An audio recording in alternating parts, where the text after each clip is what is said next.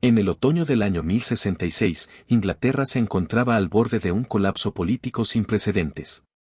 La muerte del rey Eduardo el Confesor había dejado un vacío de poder que nadie pudo llenar sin disputa. No existía un heredero indiscutible, y ese vacío atrajo ambiciones dentro y fuera del reino. Lo que estaba en juego no era solo una corona, sino el futuro mismo de Inglaterra, su idioma, su nobleza, su relación con Europa y su forma de hacer la guerra. El enfrentamiento que se avecinaba no sería un simple choque entre ejércitos, sino un punto de quiebre histórico. Tras la muerte de Eduardo, el trono fue ocupado rápidamente por Harold Godwinson, uno de los nobles más poderosos del reino. Su proclamación como rey fue legal según las costumbres anglosajonas, pero no fue aceptada por todos. Al otro lado del Canal de la Mancha, Guillermo, duque de Normandía, afirmaba que Eduardo le había prometido la corona años atrás. Para Guillermo, Harold no era un rey legítimo, sino un usurpador que había roto un juramento sagrado.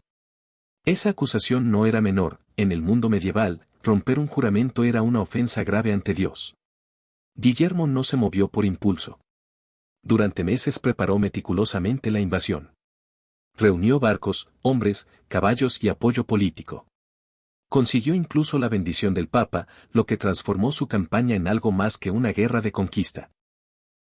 La convirtió en una empresa con justificación religiosa. Para muchos de sus hombres, cruzar el mar no era solo una oportunidad de botín y tierras, sino una cruzada legitimada por la Iglesia. Inglaterra no sería atacada como un reino más, sino castigada por una supuesta traición.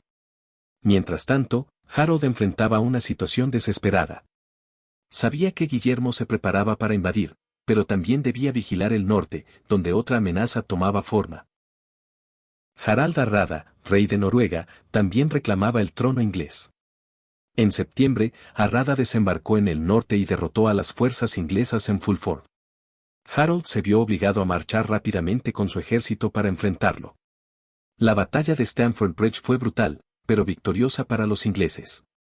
Hardrada murió, y la amenaza noruega quedó eliminada. Sin embargo, esa victoria tuvo un precio altísimo. El ejército de Harold quedó exhausto tras semanas de marchas forzadas y combates constantes. Muchos hombres habían muerto, otros estaban heridos, y la moral estaba desgastada. Fue entonces cuando llegó la noticia que Harold más temía: Guillermo había cruzado el canal y había desembarcado en el sur de Inglaterra. No había tiempo para descansar ni para reunir nuevas fuerzas. Inglaterra estaba siendo atacada desde el corazón mismo de su territorio. Guillermo eligió cuidadosamente el lugar de su desembarco, cerca de la actual Hastings. Allí estableció una cabeza de playa fortificada y comenzó a devastar el territorio circundante para obligar a Harold a presentar batalla.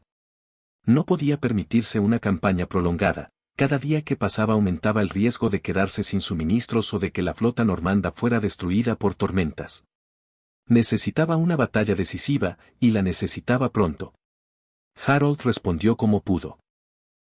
Marchó de inmediato hacia el sur con los hombres que tenía disponibles. No esperó refuerzos completos ni reorganizó sus fuerzas. Sabía que permitir a Guillermo consolidarse sería aún más peligroso. Cuando ambos ejércitos se encontraron, lo hicieron cerca de una colina estratégica que dominaba el terreno. Allí, Harold desplegó a sus hombres formando un sólido muro de escudos, la táctica defensiva clásica anglosajona. Era una formación temible. Compacta, resistente y difícil de romper frontalmente. El ejército inglés estaba compuesto en gran parte por infantería pesada, hombres entrenados para resistir y combatir cuerpo a cuerpo.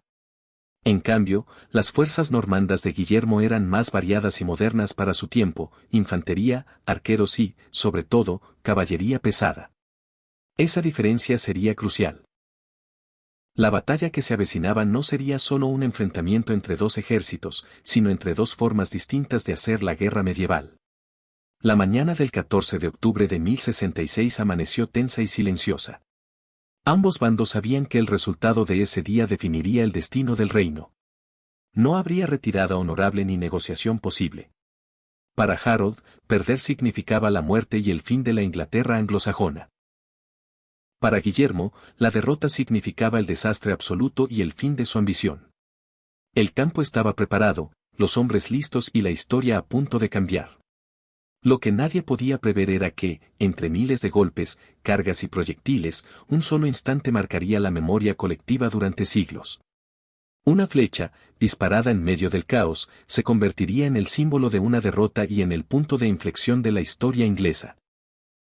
Antes de continuar con el video, recuerda suscribirte si estás disfrutando y aprendiendo algo nuevo. Apoya al canal con un like y comenta qué otras batallas quisieras escuchar. Continuemos. El combate comenzó a media mañana del 14 de octubre de 1066.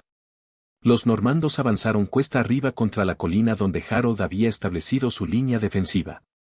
El muro de escudos anglosajón era una formación sólida y profundamente disciplinada. Hombres hombro con hombro, escudos superpuestos, lanzas y hachas asomando entre los huecos.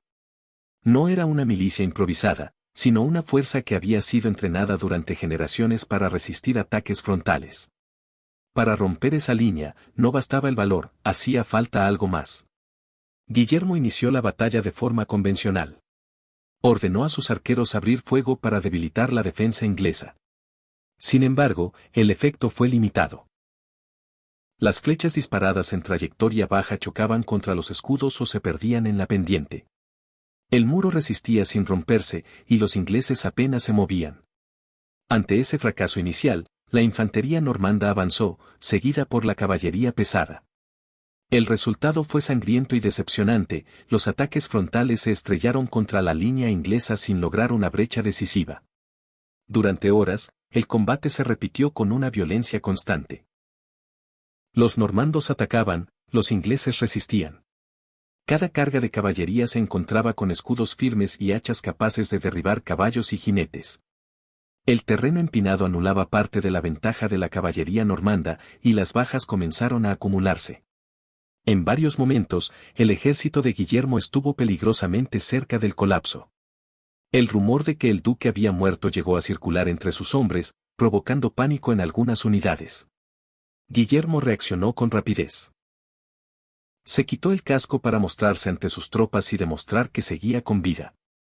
Ese gesto fue decisivo para restaurar la moral. Pero más importante aún fue el cambio táctico que comenzó a implementar. Al observar el comportamiento del muro de escudos, Guillermo entendió una debilidad clave: los ingleses resistían bien mientras mantenían la formación, pero se volvían vulnerables cuando la rompían para perseguir al enemigo. Fue entonces cuando los normandos comenzaron a ejecutar retiradas fingidas. Unidades completas simulaban huir colina abajo, aparentando desorden y derrota.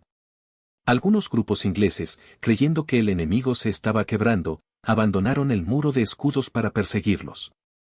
En ese momento, la caballería normanda se giraba y contraatacaba, aislando y destruyendo a esos hombres fuera de la protección de la formación principal. No era una táctica nueva, pero aplicada con precisión en Hastings resultó devastadora.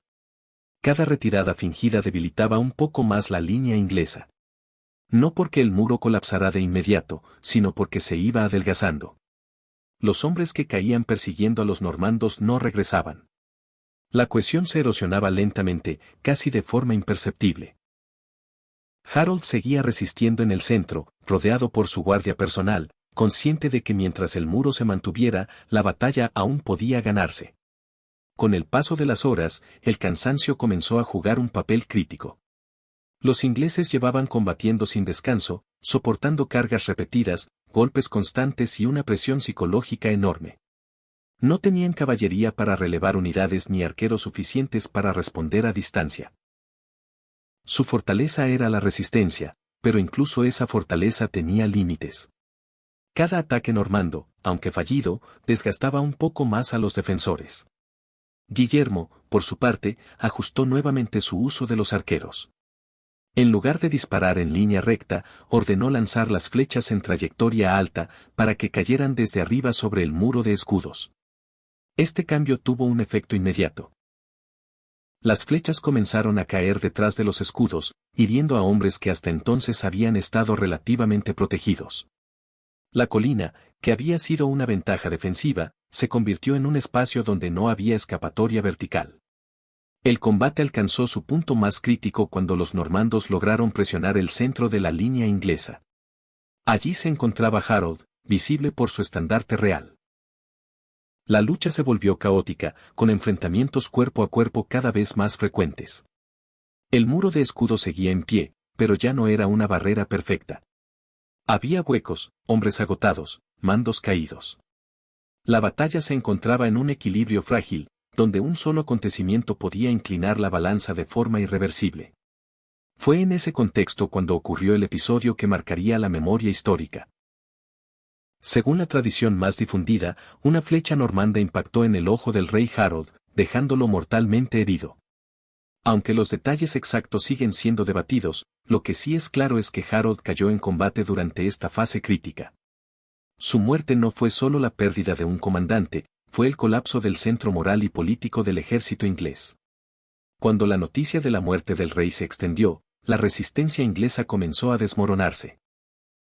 Algunas unidades siguieron luchando por inercia, otras intentaron retirarse, pero sin un mando central, el muro de escudos perdió su razón de ser.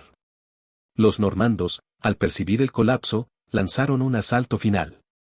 La colina fue finalmente tomada, y el ejército anglosajón se desintegró en una retirada desordenada. La caída de Harold Godwinson marcó el punto de no retorno. Aunque algunos grupos anglosajones continuaron luchando durante un tiempo más, la batalla estaba perdida en el instante en que el rey murió. En la Inglaterra del siglo XI, el ejército no luchaba por una abstracción llamada Estado, sino por la persona del rey. Harold no solo era el comandante, era el símbolo de legitimidad, cohesión y autoridad. Sin él, la resistencia carecía de sentido estratégico. Lo que siguió fue una retirada caótica, con hombres huyendo hacia los bosques y colinas cercanas, perseguidos por la caballería normanda hasta bien entrada la noche. El campo de Hastings quedó cubierto de cuerpos. No hubo una masacre indiscriminada posterior, pero sí una persecución implacable de los restos del ejército inglés. Muchos murieron en la huida, agotados o atrapados en terrenos que no conocían tan bien como creían. Para los normandos, la victoria no fue limpia ni fácil. Habían sufrido pérdidas considerables y estuvieron cerca del colapso en varios momentos del día. Sin embargo, al final del combate, eran los únicos que conservaban un mando coherente y una fuerza organizada.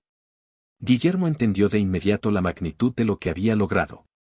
No había derrotado solo a un ejército, sino al último rey anglosajón de Inglaterra en campo abierto.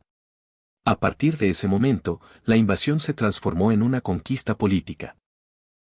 Guillermo avanzó con cautela, consciente de que el reino aún no estaba sometido.